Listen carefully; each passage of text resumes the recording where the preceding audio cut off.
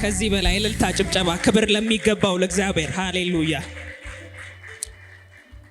እንደዚሁ እንደቆምን የእግዚአብሔርን ቃል ዘዳግም ምዕራፍ 11 ምዕራፍ 30 ከ11 እስከ 14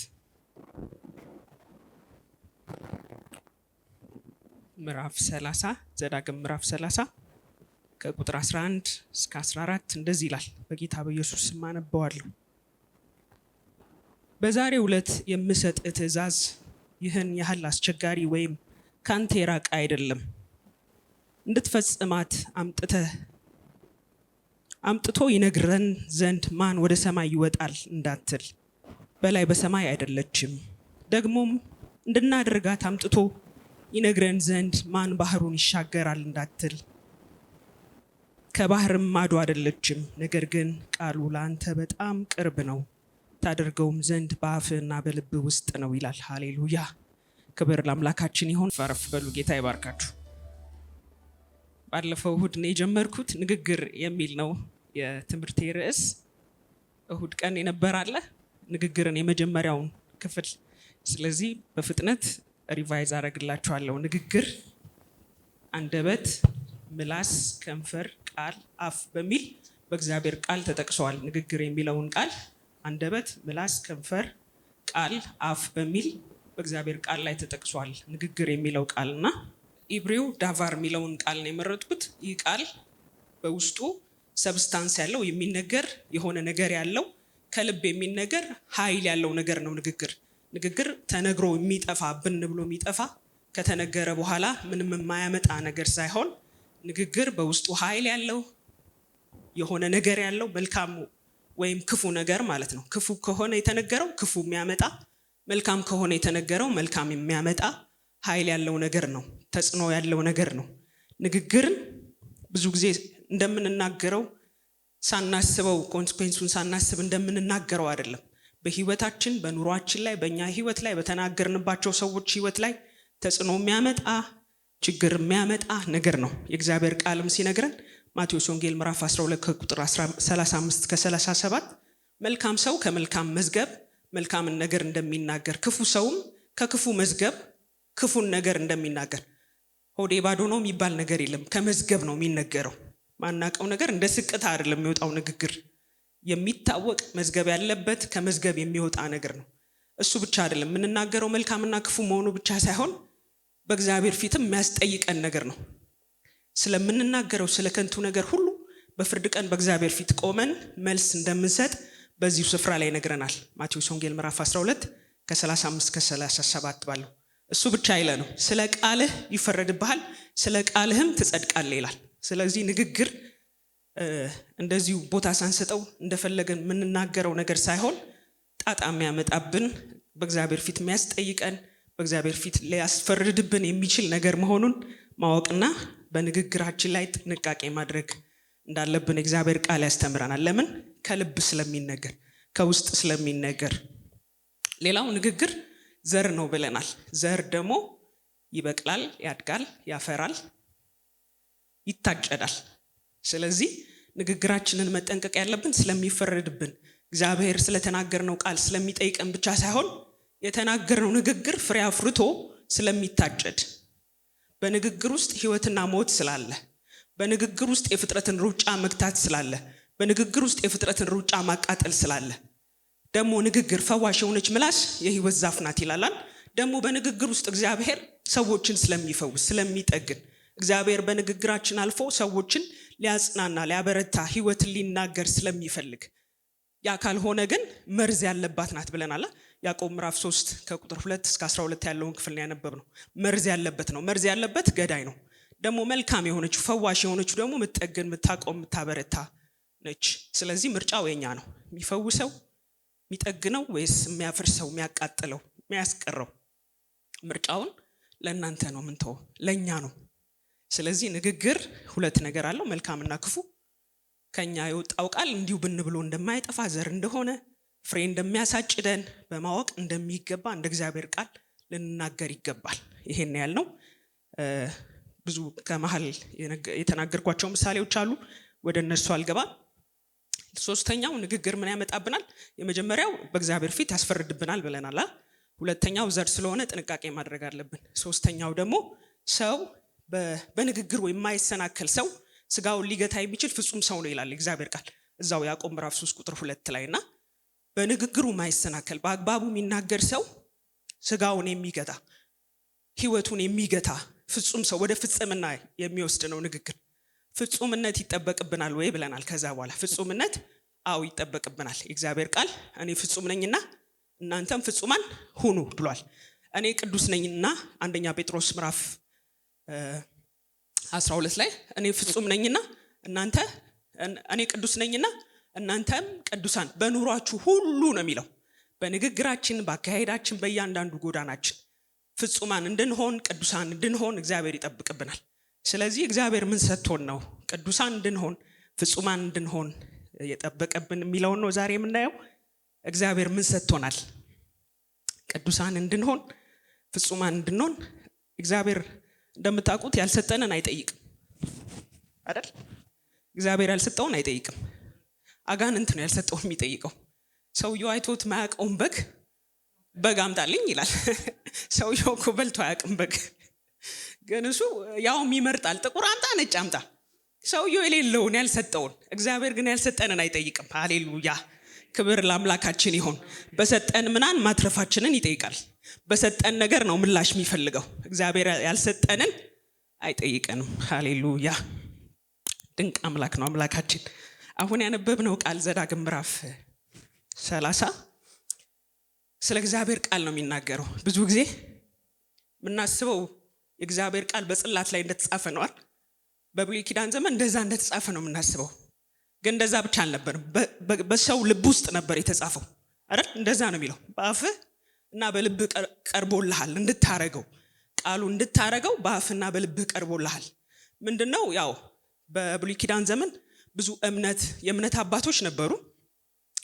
ዕብራውያን ምዕራፍ 11 ላይ የተጠቀሱት በሙሉ ኦልሞስት ሁሉም የብሉይ ኪዳን እምነት አባቶች ናቸው። ግን አብዛኛው ሰው አማኝ አልነበረም። ለማመን ማየት ነበረበት። እንደ አዲስ ኪዳን ሰዎች አልነበሩ አይደል? ብዙ ሰው አይቶ ነው የሚያምነው። አምላክ ሲባል ታቦቱን ያያል። ጠላት ሲባል እነዛ አሞራውያን ፌዛውያን ምናምን ታቋቸዋላችሁ፣ ፍልስጤማውያን። እንደዚህ ጠላት ፊዚካል ነው ብዙ ሰው የሚረዳው። ጽላቱም እንደዛ ነበር። ግን እግዚአብሔር በልባቸው ጽፎላቸው ነበር። ኢሳይያስም ላይ እንደዛ ይላል፣ ጎረቤት ጎረቤቱን እግዚአብሔርን እወቅ አይለው። ያ ቃል ማለት ነው በልባችን ተጽፎልናል ማለት ነው። ስለዚህ ቃሉ የት ነው ያለው? በልባችንና ባፋችን ቀርቦልን። ይህን የሰማነውን ትእዛዝ ሩቅ አይደለም ካንተ ወይም የሚከብድም አይደለም ይላል። ወደ ሰማይ ሄዶ ማን ያመጣልናል?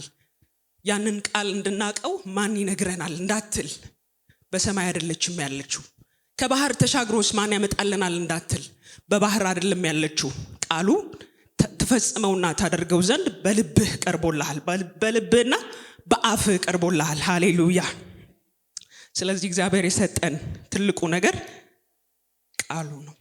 ቃሉ እግዚአብሔር ቃል በልባችን ሊሞላ ይፈልጋል። እግዚአብሔር መልካም መዝገብ በልባችን እንዲኖር በቃሉ መሞላት አለብን። ቃሉ ያስተማረንን መሞላት፣ ቃሉ የሚለንን መሞላት፣ ቃሉ ያለንን ነኝ ማለት፣ የልባችንን መዝገብ ከአሮጌው ማንነት መለወጥ፣ በልባችን መታደስ መለወጥ። ያ እንዲሆን ቃሉን መብላት፣ ከቃሉ ጋር ጊዜ ማሳለፍ፣ ከቃሉ ጋር በሚኖረን ማንነት የኛን ሰዋዊ ነገሩን አሮጌውን ማንነት እየቀየር ቃሉ የሚለንን እያልን ቃሉ የሚያስገባብንን እየተሞላን የኛን ነገር እየቀነስን ጨለማው እየበራ ሃሌሉያ እንደዛ ይሆንልናል። አንደኛው የሰጠን ነገር እግዚአብሔር ቃሉ ነው። ቃሉ ደግሞ ሕያው ነው አይደል? የሚሰራ ነው። ሁለት አፍ ካለው ሰይፍ ይልቅ የተሳለ ነው። መቁረጥ ያለበትን ይቆርጣል፣ መውጋት ያለበትን ይወጋል፣ ያስተካክላል። ነፍስንና መንፈስን ለይቶ የሚወጋ ነው እግዚአብሔር ቃል። የሚሰራ ነው፣ ይሰራናል፣ ያስተካክለናል። ቃሉ ደግሞ ምንድነው ይለናል? ትንቢተ ኢሳይያስ ላይ ትንቢተ ኤርሚያስ ላይ ቃሉ እንደ እሳት ነው፣ ገለባውን ይበላል። አላስፈላጊ የሆነውን ነገር የሚበላ እሳት ነው። እሱ ብቻ አይደለም፣ ቃሉ መዶሻ ነው። ድንጋዩን የሚቀጠቅጥ የሚያስተካክል፣ ጭንጫ የሆነውን እንዳናፈራ የሚያደርገውን የሚያስተካክል ነው ቃሉ። ያ ሲሆን ቃሉ ራሱ እየሰራን የማይሆነው ልባችን እየተለወጠ መዝገባችን እየተለወጠ ይመጣል ማለት ነው። ያ ብቻ ሳይሆን ቃሉ ራሱ ክርስቶስ ነው አይደል? የሆነው በክርስቶስ ነው። እኛ አዲስ ፍጥረት ነን። ራሳችን እኛ የተሰራንበት ዳግም የተወለድነው ሕያው ለዘላለም ከሚኖር ከማይጠፋው ዘር ነው አይደል? ይህ በክርስቶስ የሆነው ማንነት ደግሞ ራሱ የሚሰራ ነው። ክርስቶስ በእኛ ውስጥ ሆኖ በክርስቶስ የሆነው ማንነት የተፈጠርነው የተመረጥነው የሆነውን ሁሉ የሆነው በክርስቶስ ስለሆነ ክርስቶስን በተረዳን ቁጥር ቃሉን በተረዳን ቁጥር ህይወታችን እየተለወጠ ይመጣል። ክርስቶስን ባወቅን ቁጥር የኛ ህይወት እየተለወጠ ይመጣል። እሱን ሞር በበራልን ቁጥር ብትወዱኝ ምንድነው የሚለው እግዚአብሔር ቃል? ትእዛዜን ጠብቁ። ትእዛዙን መጠበቅ እንደሱ ብቻ አይደለም የሚለው እኔን የሚወደኝን አባቴ ይወደዋል ይላል። እኔን የሚወደኝን ራሴን ገልጥለታለሁ ይላል። ራሱን በገለጠልን ቁጥር ክርስቶስን ባወቀን ቁጥር ብርሃን በበራልን ቁጥር ጨለማ እየቀነሰ ነው ይመጣው ማለት ነው። በበራልን ቁጥር ክርስቶስን ባወቅነው ልክ ነው ህይወታችን ክርስትናችን እየደመቀ የሚመጣው መዝገባችን እየተቀየረ የሚመጣው። ስለዚህ ክርስቶስን ማወቅ የተሰወረ የእውቀትና የጥበብ መዝገብ በማን ነው ይላል? በክርስቶስ ነው። ክርስቶስን ባወቅን ልክ ህይወታችን እየተቀየረ ህይወታችን እየተለወጠ መዝገባችን እየተለወጠ ንግግራችን እየተለወጠ ይመጣል ማለት ነው። ስለዚህ ክርስቶስን ማወቅ ቃሉን ማወቅ ክርስቶስ ዓለም ሁሉ የተፈጠረበት ነው። የሆነው በክርስቶስ ነው። ዓለማት የተፈጠሩት በክርስቶስ ነው። ቃሉ ሁሉ ከመጀመሪያ እስከ መጨረሻ የሚያወራው ስለ ክርስቶስ ነው። ሁሉ በእርሱ ሆነ፣ ከሆነው አንድስ እንኳ ያለ እርሱ አልሆነም። በክርስቶስ ነው ዓለማት ራሱ የተፈጠሩት።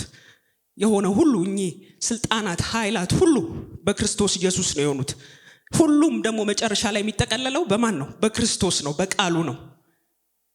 የሚጠፋውም በክርስቶስ ያልሆነው ነገር ሁሉ መጨረሻ ላይ ወደ ጥፋት የሚሄደውም የክርስቶስ ያልሆነው ነገር ሁሉ የሚወገድበት ክርስቶስን ማያሳይ ክርስቶስን ሪፍሌክት ማያረግ ሁሉ የሚወገድበት ነው።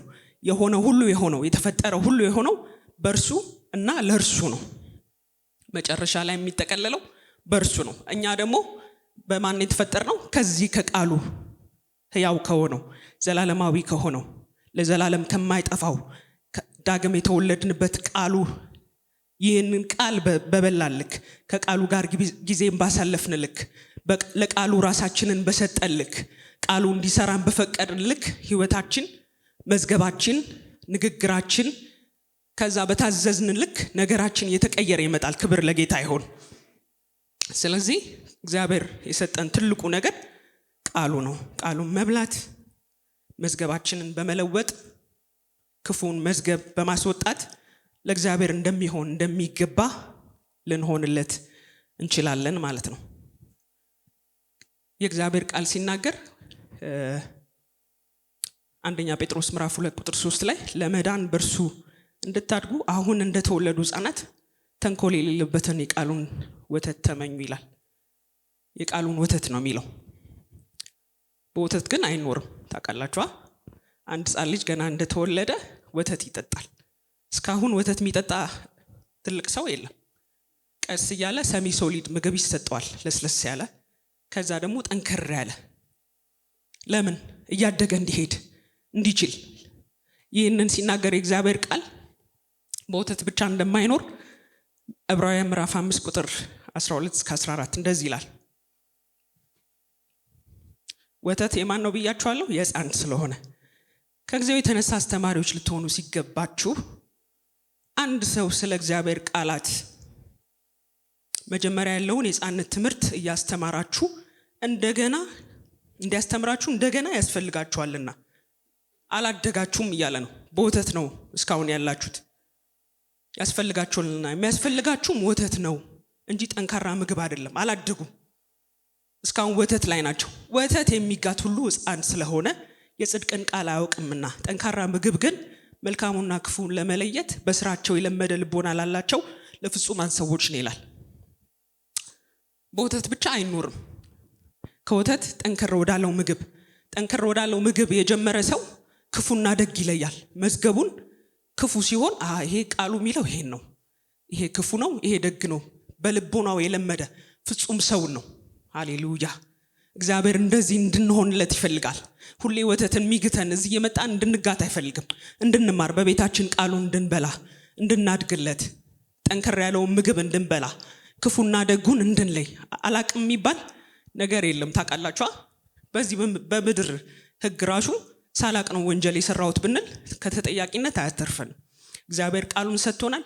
ቃሉን መብላት፣ ቃሉ የሚለንን ነኝ ማለት ይሄ ክፉ ነው ደግ ነው ብለን መለየት ያስፈልገናል እንጂ ወተት የሚጠጣ አይደለም። እንደው ሆም ብሎ እኮ የሚጠጣ አይደለም፣ ሚጋት ነው የሚለው።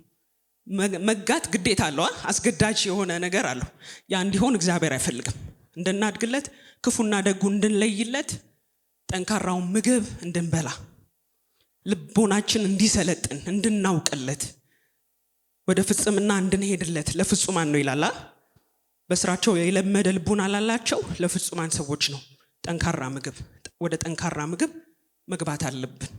ቃሉን ወደ መብላት ራሳችን ወስደን ወደ መብላት ራሳችን የጽሞና ጊዜ መውሰድ፣ ማጥናት፣ ከእግዚአብሔር ቃል ጋር ጊዜ ማሳለፍ፣ የዛኔ መዝገቡ ይለወጣል ማለት ነው። ስለዚህ ልናድግና ክፉ የሆነውን መዝገብ በመልካም መዝገብ ልንለውጥ የምንችለው ቃሉን ስንበላ ነው። ጠንከር ያለውን መውሰድ ስንጀምር ነው። የእግዚአብሔር ቃል ደግሞ እውነት ነው አይደል? እውነት ነው። እውነቱን ነው የሚነግረን። መቆረጥ ያለበትን ይቆርጣል፣ ማስተካከል ያለበትን ያስተካክላል፣ ራሳችንን እስከ ሰጠነው ድረስ ማለት ነው። እውነት የሆነውን ፍጹም የሆነውን የታመነውን ሕፃናትን ጠቢባን የሚያደርገውን የጎልማሳን መንገድ የሚያነጻውን ለእግራችን መብራት ለመንገዳችን ብርሃን የሆነውን እጅግ የነጠረውን ከወርቅና ከወርቅ ከእንቁ ይልቅ የከበረውን የሚወደደውን ከማርና ከማር ወለላ ይልቅ የሚጣፍጠውን የእግዚአብሔርን ቃል ከሽማግሌዎች ሁሉ አስተዋይ የሚያደርገውን የእግዚአብሔርን ቃል እንድናውቅ እንድናሰላስል እንደ ቃሉ እንድንናገር ደግሞም ቃሉን እንድናደርገው መናገር ብቻ አይደለም እንድናደርገው የእግዚአብሔር ቃል ይነግረናል። መዝሙር 119 ቁጥር 11 ላይ ባሪያህም ይጠብቀዋል ይልና በመጠበቁም እጅግ ይጠቀማል ይላል። የእግዚአብሔርን ቃል በመናገርና በማወቅ ብቻ ሳይሆን በማሰላሰል ደግሞ በማድረግ ውስጥ ነው በረከታችን ያለው። በማድረግ ውስጥ ተጠቃሚነታችን አለ። ከዛ በኋላ ምን ይላል? ከተሰወረ ኃጢአት አንጻኝ ይላል። ቁጥር 12 ላይ 119 ቁጥር 12 መዝሙር ስተትን ማን ያስተውላታል? ከተሰወረ ኃጢአት አንጻኝ፣ የድፍረት ኃጢአት እንዳይገዛኝ።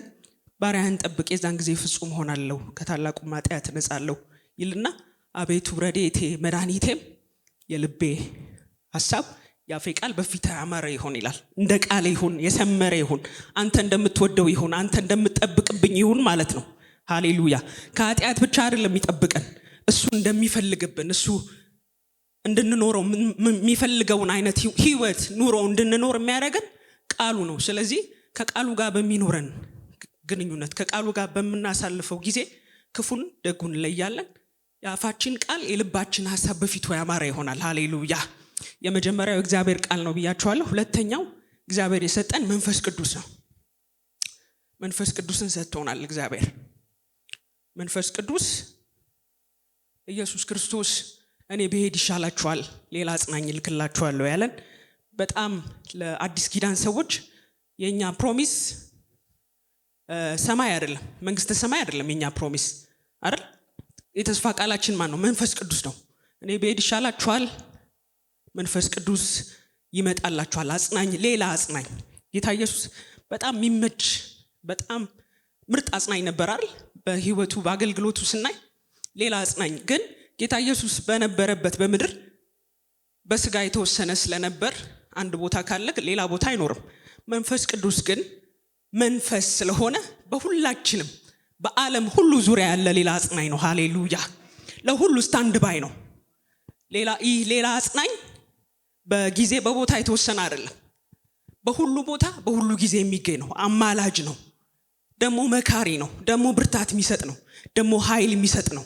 አቬሌብል ነው ሁሌም። ይህ መንፈስ ቅዱስ እሱ በመጣ ጊዜ ምን ያደርጋችኋል አለ?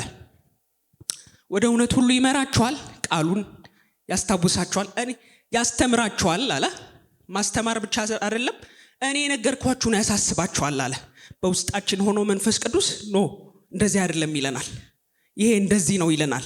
የሚያሳስበን ቃሉን እንድናስብ እንድናሰላስል የሚያደርገውን መንፈስ ቅዱስን ሰጥቶናል እግዚአብሔር።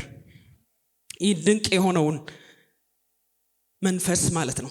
የእግዚአብሔር መንፈስ ኢሳይያስ ምዕራፍ 11 ላይ ምንድነው ይላል? የጥበብና የማስተዋል መንፈስ ነው፣ የምክርና የኃይል መንፈስ ነው፣ የእውቀትና እግዚአብሔርን የመፍራት መንፈስ ነው።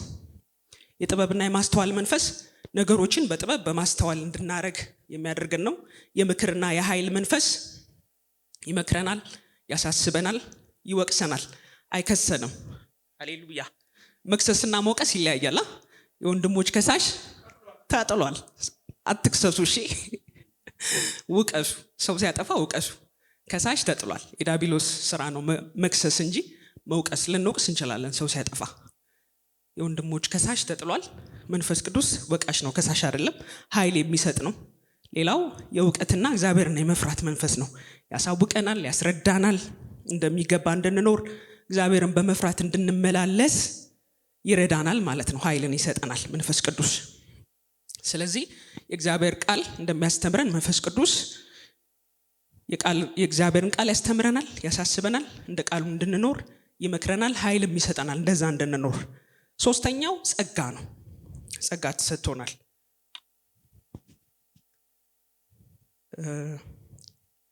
ዮሐንስ ወንጌል ምዕራፍ 1 ከቁጥር 17 ከቁጥር 16 እስከ 17 እንዲህ ይላል፣ እኛ ሁላችን ከሙላቱ ተቀበልን፣ በጸጋ ላይ ጸጋ ተሰጥቶናልና። ሕግ በሙሴ ተሰጥቶ ነበርና ጸጋና እውነት ግን በኢየሱስ ክርስቶስ ሆነ ይላል። ሕግ በማን ተሰጠ? በሙሴ። ሕግ የሚነግረን ምንድነው? አትችልም፣ አጠፋ ነው ሁሉ ቀን አይደል? ሕግ ትክክል መሆንን አይነግረም። እንደውም ጥፋተኛ እንደሆንክ፣ ኃጢአተኛ እንደሆንክ፣ እንደማትችል። ከሕግ 10 ሕግ ቢኖር 10ን ሕግ 9ን ሕግ ጠብቅ፣ አንዱን ባትጠብቅ ወድቀሃል። በእግዚአብሔር ፊት 9 ከ10 የለም ታውቃላችሁ። 10 ከ10 ወይ 0 ከ10 ነው። አንዷን ከሳትክ ነው። ሁሌ እንደሳትን ነው በቃ። ደግነቱ የኛ አይደለም ሕጉ ሁሌ እንደሳቱ ነው። እስራኤላዊ ደግሞ የነሱ ታውቃላችሁ 600 ምናምን ነው። ሕግ ሲበዛ ራሱ እንዳትታዘዙ ነው የሚያደርገው። ኮንፊውዝ ያደርጋል። ሕግ ሲበዛ፣ ትእዛዝ ሲበዛ ሰው ከማድረግ ይልቅ ኮንፊውዝድ ነው የሚሆነው። አለማድረግ ነው የሚቀነው። ሁሉንም 9ን አርገ አንዱን ብስት ትክክል ስለማይሆን እሱ ራሱ ዲስከሬጅ የሚያደርግ ነው። ሕግ በሙሴ የሆነ ጸጋና እውነት ግን በክርስቶስ ኢየሱስ ሆነ።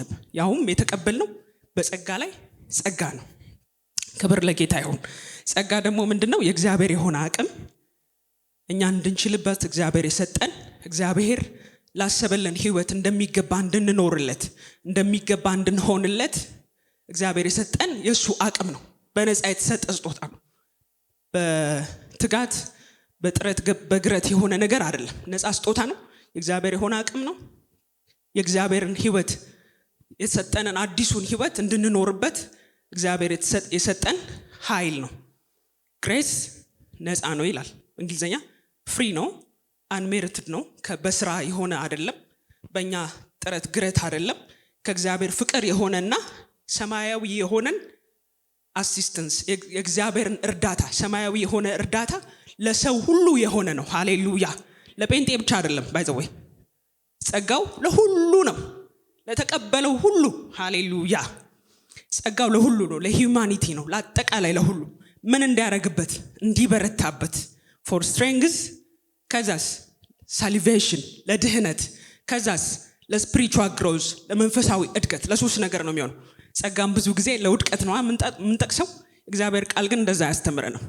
ጸጋ የተሰጠን እንድንበረታበት፣ እንድንችልበት፣ እንድንድንበት፣ ደግሞም ወደ መንፈሳዊ እድገት እንድንሄድበት ነው።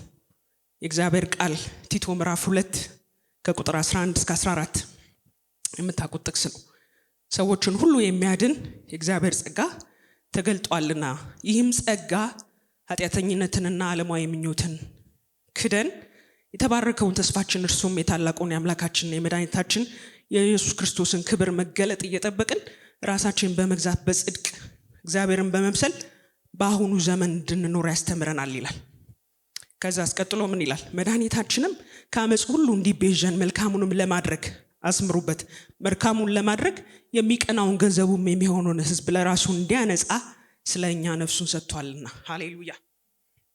ጸጋው ምን የሚያደርግ ነው አለ? መጀመሪያ የሚያድን ዓለምን ሁሉ የሚያድን ለድህነት ነው፣ ለሳልቬሽን ነው። ጸጋ ለማዳን ነው የመጀመሪያው። ሁለተኛው ዓለማዊ ምኞትና ኃጢአተኝነትን የሚያስክድ ነው። ስትሬንግዝ ነው፣ አቅም ነው፣ ብርታት ነው፣ መቻያ ነው። ሃሌሉያ። የእግዚአብሔርን ህይወት እንድንኖር ዓለማዊ ምኞትና ኃጢአተኝነትን የሚያስክድ ነው። ብዙ ጊዜ ሰው ሲወድቅ ነው ጸጋ የሚጠቀሰው። ማመካኛ ነው። ኖ ማመካኛ አይደለም። ጸጋ መቻያ ነው። ጸጋ እግዚአብሔር ላሰበልን ኢንቴንድድ ለሆነው እግዚአብሔር ላሰበው ላቀደው ህይወት እንድንኖርበት ምንችልበት ነው። ሶስተኛው ራስን በመግዛት በጽድቅ እግዚአብሔርን ወደ መምሰል እንድንሄድ የሚያደርግ ነው። መንፈሳዊ እድገት አይደል? ወደ መንፈሳዊ እድገት የሚያበረታታው መቻያ ነው። ያስ ስንወድቅ ያነሳል ጸጋው፣ ግን ለውድቀት ብቻ ሳይሆን ለብርታት ለመቻል፣ ዋናው እንትኑ ለመዳን ለብርታት፣ ሶስተኛ ለመንፈሳዊ እድገት ነው ጸጋ። እና መልካሙን ለማድረግ ገንዘብ የሚሆነውን ህዝቡን እግዚአብሔር በእኛ መልካሙን ስራ ለማሳየት ይፈልጋል። ከውድቀታችን ይልቅ የጸጋው ባለጠግነት እንዲመሰገንበት ይፈልጋል አይደል? እንደዛ ነው የሚለው እኮ ኤፌሶን ላይ የጸጋው ባለጠግነት ይመሰገን ዘንድ በእኛ መልካሙን ሰርቶ እኛን ለውጦ ህይወታችን ተለውጦ እግዚአብሔር በዛ ሊታይበት ይፈልጋል። ስለዚህ ጸጋ መቻያ ነው። እግዚአብሔር የሰጠን መበርቻ ነው። እግዚአብሔር የሰጠን መዳኛ ነው። እግዚአብሔር የሰጠን እሱ ወደሚፈልገው ህይወት የምንሄድበት ነው ጸጋው። ስለዚህ ጸጋውን በመጠቀም መልካም ወደ ሆነው እሱ ወደሚፈልገው እንድንሄድ፣ ገንዘቡ ሊያረገን እሱ በእኛ ሊታይ፣ መዝገባችን እንድንለውጥ፣ መልካም እንድናረገው እግዚአብሔር ይፈልጋል። ሌላው ጸጋ ጎልደን ጌት ብሪጅ የሚባለውን ታውቁታላችሁ? የአሜሪካው ትልቁ ብሪጅ የዛኔ ሲሰራ ሰራተኞቹ በጣም ከፍ ያለ ነው ከመሬት በጣም ርቀት ስለነበረው ሰራተኞቹ ሲሰሩ ዝቅ ብለው ሲያዩ ይወድቁ ነበር። በጣም ርቀት ስላለው ጥላቻ ፎቢያ ያለባቸው ሰዎች አሉ፣ የከፍታና ሲያዩ ይወድቃሉ። አሜሪካን ሀገር አንድ ዜጋ ከሞተ በጣም ጥንቃቄ ይደረጋል፣ የስራ ሴፍቲ መጠበቅ ስላለበትና መረብ ተዘረጋ ከስሩ። ከታች ቢወድቁም እንዳይሞቱ እንዳይጎዱ የሚያደርግ መረብ ሴፍቲ ኔት ማለት ነው ተዘረጋ። ከዛ በኋላ ሰራተኞቹ በሰላም በቃ ስራቸውን ይሰራሉ። ዝቅ ብለው ቢያዩ ምንም አያጥወለውላቸውም እንደበፊቱ። ጸጋ እንደሱ ነው፣ ሴፍቲ ኔት ነው፣ መቻያ ነው። ሁሌ ስራቸውን ይሰራሉ፣ ወደሚጠበቅባቸው ይሄዳሉ፣ የሚጠበቅባቸውን ያደርጋሉ። ዝቅ ብለው ቢያዩ ምንም በቃ አለ፣ ብርታት ነው ለነሱ። ትራምፖሊን አይደለም ጸጋ። ትራምፖሊን ታውቃላችሁ? ህፃናቶች የሚዘሉበት መጫወቻ ቦታ ላይ ፕሌይግራውንድ ላይ ህፃናቶች የሚዘሉበት አለ። አንዳንዴ ከመዝለላቸው የተነሳ ከሰርክሉ ራሱ ሊወድቁ ይችላሉ። በዛ ምክንያት በዙሪያው ላይ እንደ አጥር ይደረግላቸዋል። መጫወቻ አይደለም ጸጋ፣ መቻያ ነው። ስራችንን እንድንቀጥል የእግዚአብሔር ብርታት ነው፣ ሴፍቲኔት ነው። ስናየው አለ። ሃሌሉያ። ያበረታናል፣ ያጠነክረናል። ምንድንበት ነው። ብንወድቅም እንነሳለን፣ አንሞትም ማለት ነው። ሃሌሉያ። ልክ እንደዛ ሴፍቲኔት ነው ጸጋ። ስለዚህ ጸጋውን በመጠቀም እግዚአብሔር ወደሚፈልግብን እሱ ወዳየልን ክብር እሱ እንድንኖር እንድንናገር መልካም መዝገብ እንዲኖረን ወደሚፈልገው ወደ ተለወጠው አዲሱ ሰው እንድንሄድ ንግግራችን፣ ህይወታችን፣ ምልልሳችን እንደ እግዚአብሔር ቃል እንዲሆን ይፈልጋል። እግዚአብሔር የሰጠንን ፕሪቪሌጅ በመጠቀም ቃሉን፣ መንፈስ ቅዱስን፣ ጸጋን በመጠቀም ማለት ነው ለህይወት እግዚአብሔርን ለመምሰል የሚያስፈልገንን ሁሉ ሰጥቶናል ይላል። ባለፈው አንብበናል። አንደኛ ጴጥሮስ ምዕራፍ 2 ላይ እግዚአብሔር ለህይወትና እግዚአብሔርን ለመምሰል የሚያስፈልገን ነገር ሁሉ ሰጥቶናል። ስለዚህ ምክንያት የለንም፣ ማመካኘት አንችልም። እሱ ወደሚፈልገን ወደሚጠበቅብን ህይወት ላለመሄድ ይሄ እኮ ይጎለኛል ማለት አንችልም። ከጸጋ ብንል በጸጋ ላይ ጸጋ ነው የተሰጠን። መንፈስ ቅዱስ ብንል አቬሌብል ነው፣ ሁሌም ስታንድ ባይ የሆነ በየራሳችን በሁላችንም ህይወት ውስጥ ያለ ነው። መንፈስ ቅዱስ መንፈስ ነው፣ አቬሌብል ነው። እንደው ሩቅ ነው በዛ በደማስቆ ነው ምናምን አንልም። እንደ ጌታ ኢየሱስ አይደል? ጌታ ኢየሱስ በሰውነት ውስጥ የተወሰነ ስለነበር በሰዓቱ አንድ ቦታ ከሆነ ሌላ ቦታ ሊኖር አይችልም። መንፈስ ቅዱስ ግን በእያንዳንዳችን ህይወት ውስጥ አለ። ቃሉም ደግሞ በአፋችን በልባችን ቀርቦልናል። ስለዚህ እንደሚገባው በመሆን ጌታ ሆይ የአፌ ቃል የልቤ ሐሳብ ያማረ ይሁን ማለት ነው የሚጠበቅብን። እየበላን እውነት የሆነውን ቃል፣ ፍጹም የሆነውን ቃል፣ የነጠረውን ቃል፣ አስተዋይ እንድንሆን የሚያደርገውን ቃል እሱም በመብላት እንደሚገባ ልንኖርለት ይገባልና ምንም እናመካኝበት ምክንያት የለንም አይደል? አለን ይኖረን ይሁን የለንም። የጸጋው ባለጠግነት እንዲመሰገን ስለሚፈልግ እግዚአብሔር በእኛ ሊታይ ስለሚፈልግ ያቺ ውርንጭላ ትዝ ትላችኋለች? አስፈትቷት እኮ እሱ ተቀመጠባት። ውርንጭላን ማን ዞር ብሎ ያያታል? ማንም ዞር ብሎ ሊያያት አይችልም። እሱ ግን ስለተቀመጠባት የዘንባባ ዝንጣፊ ልብሶቻቸውን ያነጥፉላት ነበር። ያ የሆነው ምንድነው? የተቀመጠባት ጌታ ስለታየ። በእኛም ጌታ ሊቀመጥብን ሊታይብን ይፈልጋል። ኦሬዲ ተቀምጦብናል። የስ እየታየ ነው ወይ? ህይወታችን ያሳየዋል ወይ? የጸጋው ባለጠግነት የኛ ባህሪ ተቀይሮ የኛ መልክ ተቀይሮ የሱ መልክ ታይቶ እኛ ዝቅ ብለን የኛ ነገር አንሶ እሱ ከፍ ብሎ ታይቶ እሱ መልኩ ታይቶ ሰዎች የጸጋውን ባለጠግነት ያመሰግናሉ ወይ? እቺኮ ክርስቲያን ናት ይሉናል፣ በጌታ ናት ይሉናል፣ ንግግሯ የተገራ ነው ይሉናል፣ ህይወቷ የተገራ ነው ይሉናል። ነው ከሰፈር ተመሳሳይ ነው። ባለፈው ሰፈር የነበሩ ሰዎችን አይተናል አይደል? እና አሮን ሰፈር ስለሚውሉ እንደ ሰፈር ሰው ነው። አሮን እኮ በጣም ተአምራትን ያየ ሰው ነው። 10ሩም ተአምራት ሲሆን ከሙሴ ጋር የነበረ ሰው ነው። የሙሴ አፍ የነበረ ሰው ነው። ከኢያሱ ይልቅ አሮን ለሙሴ ቅርብ ነው። በስጋም ወንድሙ ነው። ተአምራትን አይቷል። ግን ሰፈር ስለሚውል ንግግሩ የሰፈር ነው። ጣዖት ይሰራል። ስራለን ሲሉት እኮ ከአንዳንድ ነው ጣዖት የሰራው። እንደው እግዚአብሔር ይገስጻችሁ ያን ተአምራት አይታችሁ እናንተ አላለም። ባንዴ ነው በቃ አምጦ አለ፣ ቀርጾ ሰራላችሁ። ያውም ከነመስዋዕቱ ከነመሰዊያው፣ ጣዖቱን ከነመሰዊያው ሰዋላችሁ። ደግሞ ሰፈር የሚውል ሰው ኮንፊውዝድ ነው። እግዚአብሔር ቃል ሚለውና ሌላ ይምታታበታል። ነገ እግዚአብሔር በዓል ነው አለ። ለእግዚአብሔር እንደሚሰዋ የሚቃጠል መስዋዕትና የደህንነት መስዋዕት ሰዋ፣ ጣዖት አስቀምጦ እንደዚህ ኮንፊውዝድ ነው የሚሆነው ሰው። ግን የእግዚአብሔርን ቃል በአግባቡ ስንበላ ክፉና ደግ እንድንለይ የሚያደርገውን የእግዚአብሔርን ቃል የጠጠረውን ቃል ስንበላ በራሳችን ወስደን መብላት ስንችል የዛን ጊዜ ክፉና ደግ እንለያለን። የእግዚአብሔር የሆነውን ከጣዖት ከሆነው እንለያለን። አሮጌውን ከዚህ ከአዲሱ እንለያለን። ሃሌሉያ። የማይገባውን ከሚገባው እንለያለን። እንደ እግዚአብሔር ቃል መኖር ይሆንልናል። እንደ እግዚአብሔር ቃል መናገር ይሆንልናል። እንደ እግዚአብሔር ቃል ፍሬ ማፍራት ይሆንልናል። ክብር ለጌታ ይሁን። እግዚአብሔር ይሄን ይጠብቅብናል። ለምን? ኢንቨስት ተደርጎብናል። ቃሉ ተሰጥቶናል፣ ልጁን ሰጥቶናል፣ መንፈሱን ሰጥቶናል፣ ጸጋን ሰጥቶናል። ያልሰጠን የሚያስፈልገን ነገር የለም። ትዝ ይላችኋል ኢሳይያስ ምዕራፍ 5 ላይ ያለችው የወይን ቦታ ትዝ ትላችኋለች። ምን አረገባት? ከመካከሏ ድንጋይ ጭንጫ የሆነው የማይመቸውን መሬት ድንጋዩን ለቀመ፣ ግንብ ሰራላት። መልካም የሆነ የተመረጠውን አረግ ተከለባት።